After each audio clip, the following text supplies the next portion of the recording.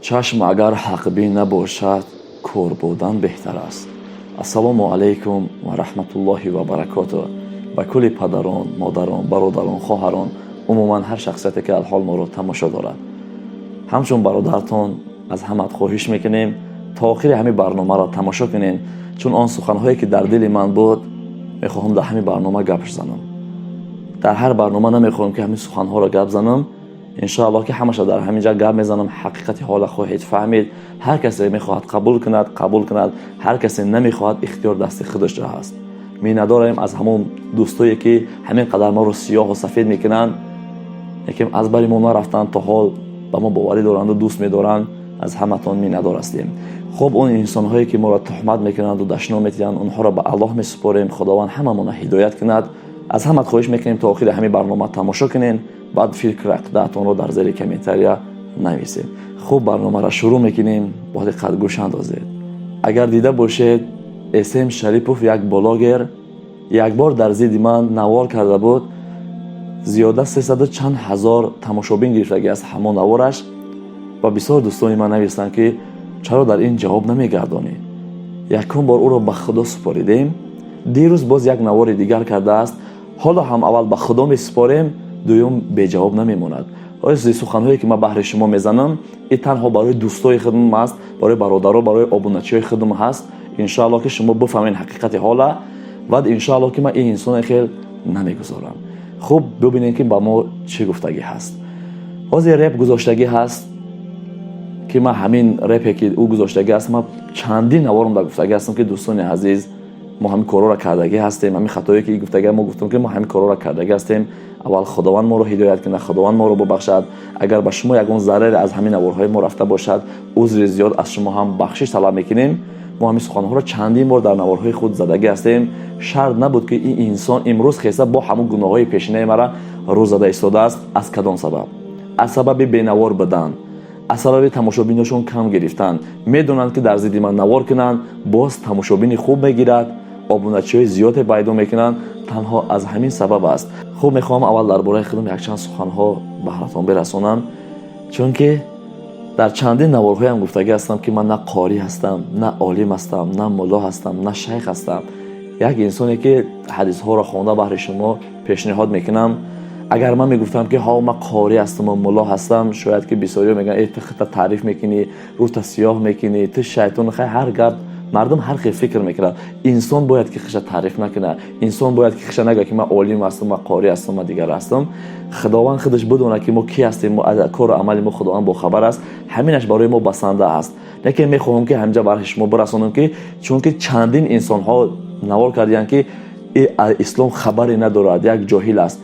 نه که الحمدلله هر یک نواری که میکنیم طبق مذهب امام ابو حنیفه است، طبق سنت های رسول اکرم صلی الله علیه و سلم است، طبق قرآن است. هرچند که من با شما نمیگم قاری و ملا هستم، شما باید که خودتون بفهمید که همین سخنها از پیش خود نیست. شکرانه الله میکنیم پدر ما بهترین شخص است. از کودکی هم در اسلام ماندگی هست. تا حال الحمدلله خوانده ایستادم.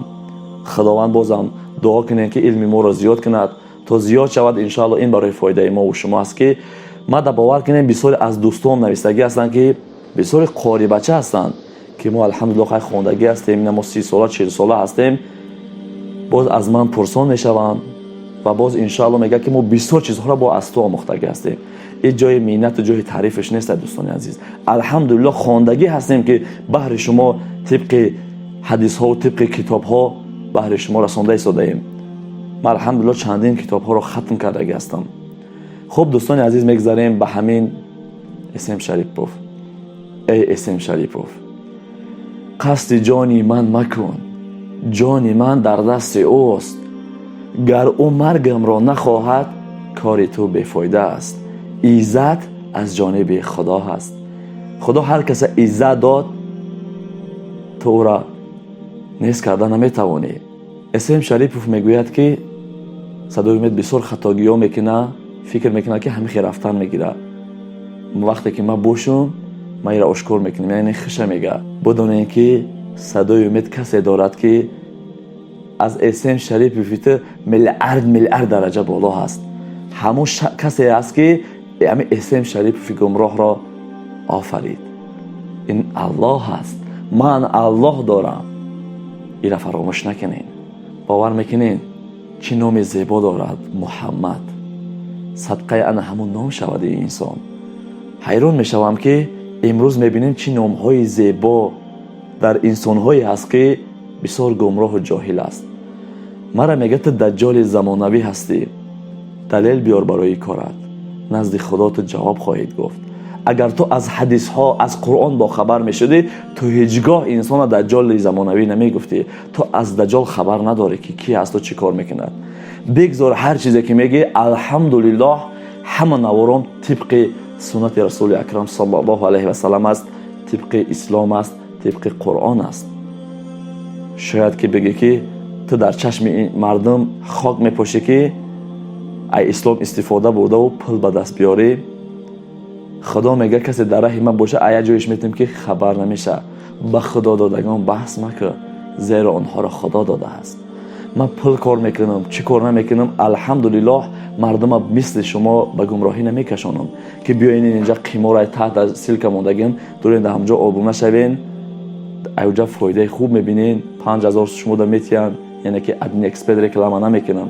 نوارایی که شما میکنین یک بار با نوارای من مقایسه کنین. من میدونم که اگه شما از روی پادپیش زیاد کردن و از روی پرسموتر کار میکنین، وقتی که میبینین که کانالتون دیگه هیچی نداره، تماشابی ندارد، وقتی در زید ما گپ میزنین میدونین که مخلصای ما الحمدلله زیاد هستن، شما در تماشابین خوب میگیرد. هرچند که شما زیاد ویدیو میکنین همون قدر مخلصای ما زیاد میشوه. با در زیر کامنتاری ما مینویسن که صدای امید برادری من از شما بسیار چیزها رو آموختگی هستم. هرچند که در زید تو چی ویدیوهایی میکنه، چی گناهایی هم میگه، چی کاری که میکنن نمیکنن، همون قدر دوستداری ما نسبت تو زیاد میشه.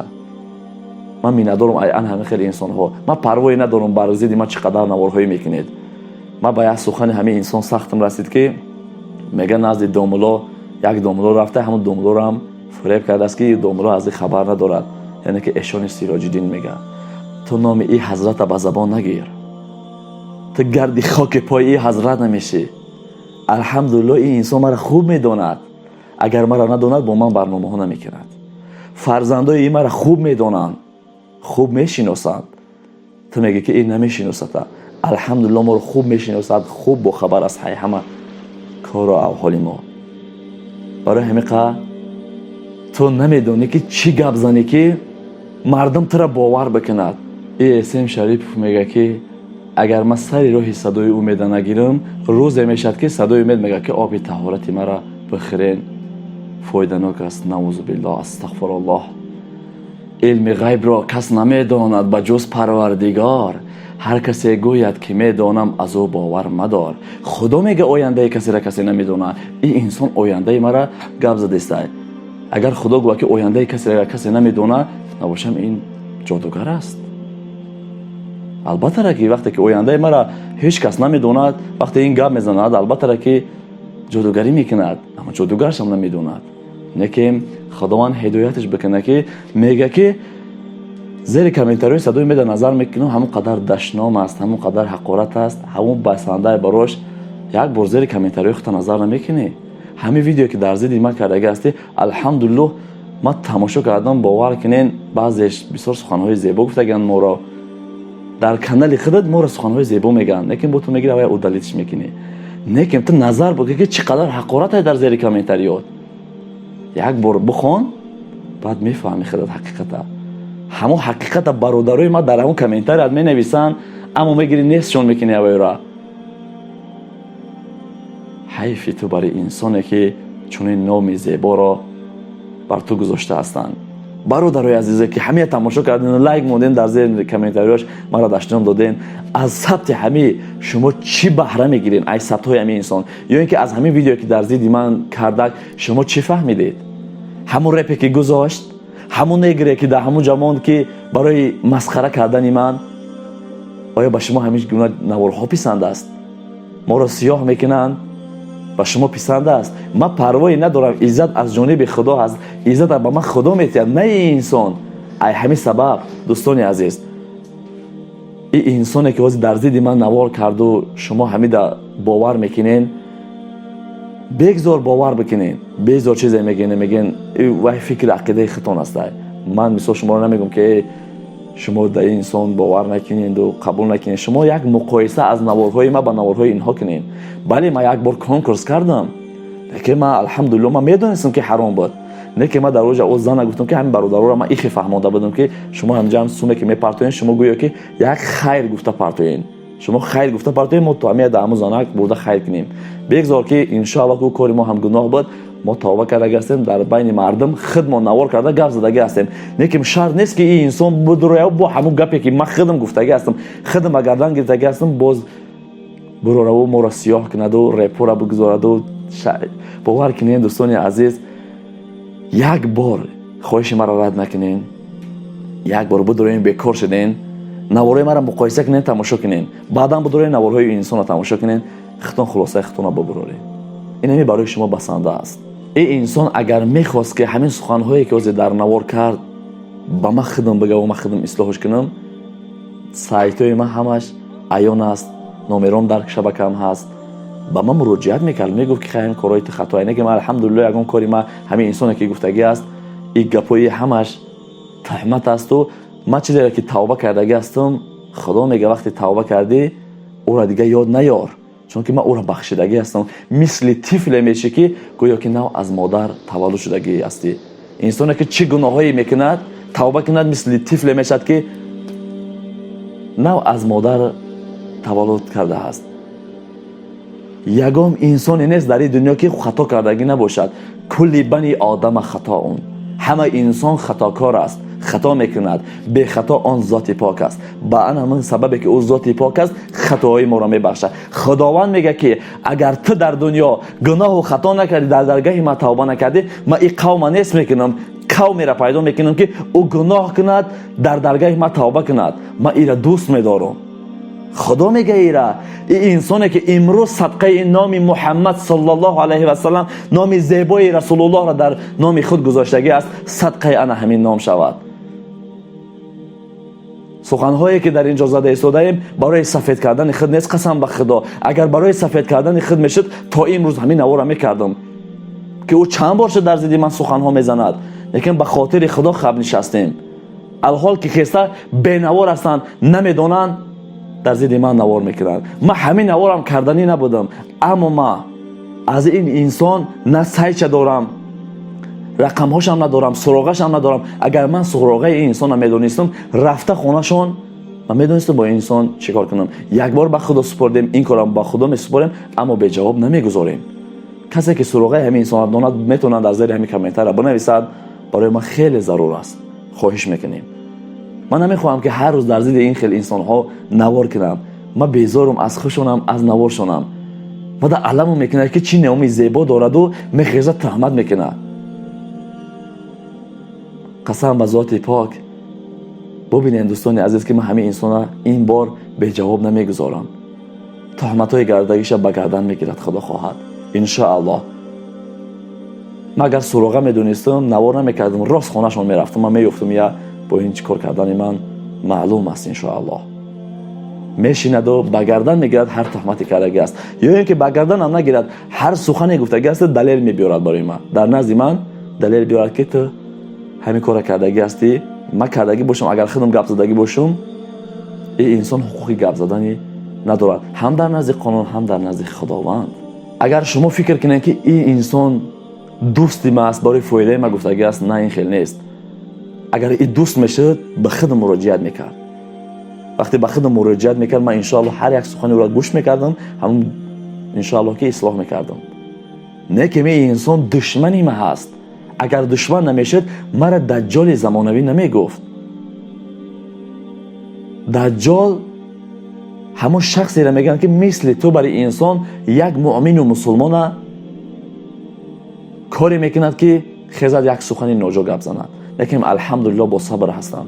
شکرانه خدا میکنم که خداوند صبر برای ما ارزانی داده است. صبر میکنم ان شاء الله. صبر تلخ عاقبتش شیرین است، میوه شیرین دارد. لیکن تو امروز اینقدر صبر کردیم. همین نوارم نمیکردم، لیکن بسیاری از دوستان من خواهش کردگی هستند اگر نمیکردم بسیاری نمی برادرایی که مرا تماشا دارین شما در سخنهای همین انسان باور میکردین.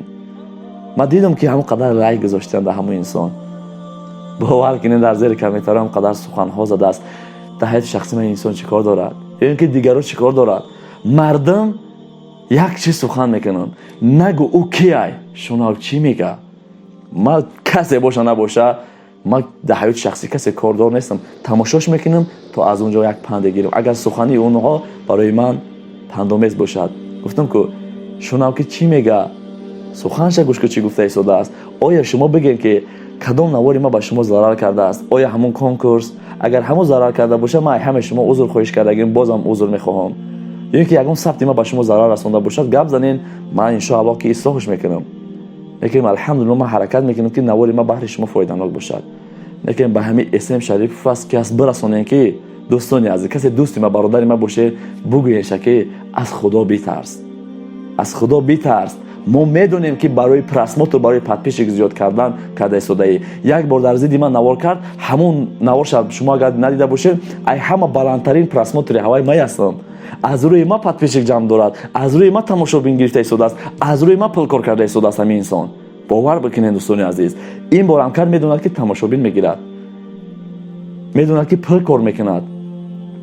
نه که من سراغه این انسان حتما میابم. اگر بدونین با ما بنویسین کسی که از دهه همی هست، خواهش میکنم شما در زیر همین ویدیو نمراتون رو نویسین یا نمره ما به شما میتونم. من میروم خونه، من این انسان البته که میابم، خودم با چشم خودم میبینه که من در کامera میشنونمش، آزاد پراموی افیر شما میبینین ان شاء الله. همین سبب شما بنویسین.